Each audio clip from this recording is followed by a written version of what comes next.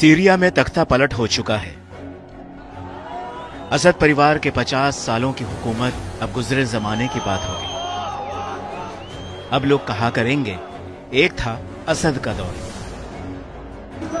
यहां तक तो ठीक है, लेकिन इसके बाद आगे क्या?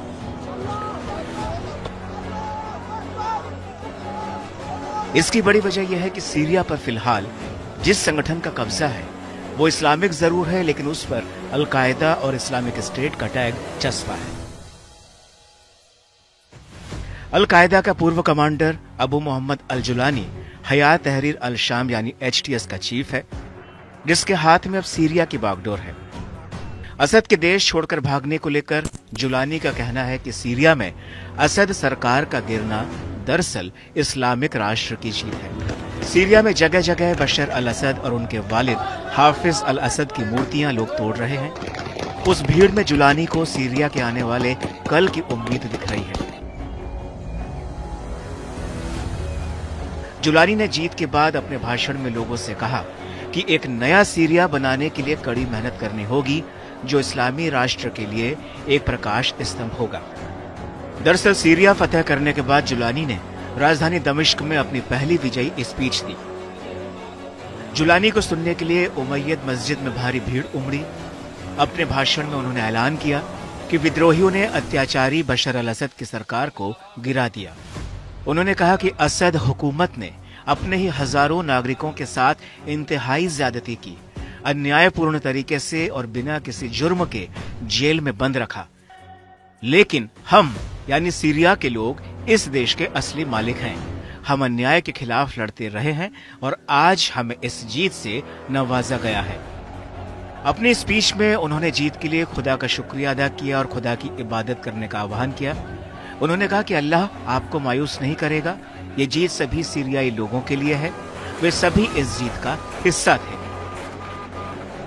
अल जुलानी ने अपने भाषण में जज्बातों को उतारने का भी काम किया। उन्होंने लोगों की दुखती नस पर हाथ रखते हुए कहा कि दुनिया भर में कितने लोग विस्थापित हुए, कितने लोग तंबू में रह रहे हैं, कितने लोग समुद्र में डूब गए।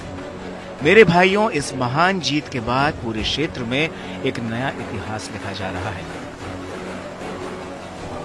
बहरहाल जुलानी जीत के जोश से लबरेज हैं, लेकिन उनके सामने बेइंतहा चुनौतियां भी हैं। अब खुद पर लगे आतंकवादी संगठन के टैग को हटाने की एक चुनौती है। अमेरिका और तमाम पश्चिम देश HTS को एक आतंकी संगठन मानते हैं। ऐसे में जुलानी को जीत के बाद भी अपनी छवि बदलने की जरूरत पड़ेगी। वहीं तीसरी बड़ी चुनौती यह है कि सीरिया जीतने के बाद भी सीरिया में मौजूद कई विरोधी संगठनों के बीच एकता कायम रहेगी। क्या उनमें सत्ता को लेकर बंदरबाट या फिर लूटपाट नहीं होगी? या फिर अफगानिस्तान में जिस तरह से तालिबान ने सत्ता में आने के बाद खुद की छवि बदलने और सत्ता पर नियंत्रण रखने का काम किया, क्या वैसा जुलानी अकेले कर दिखा पाएंगे?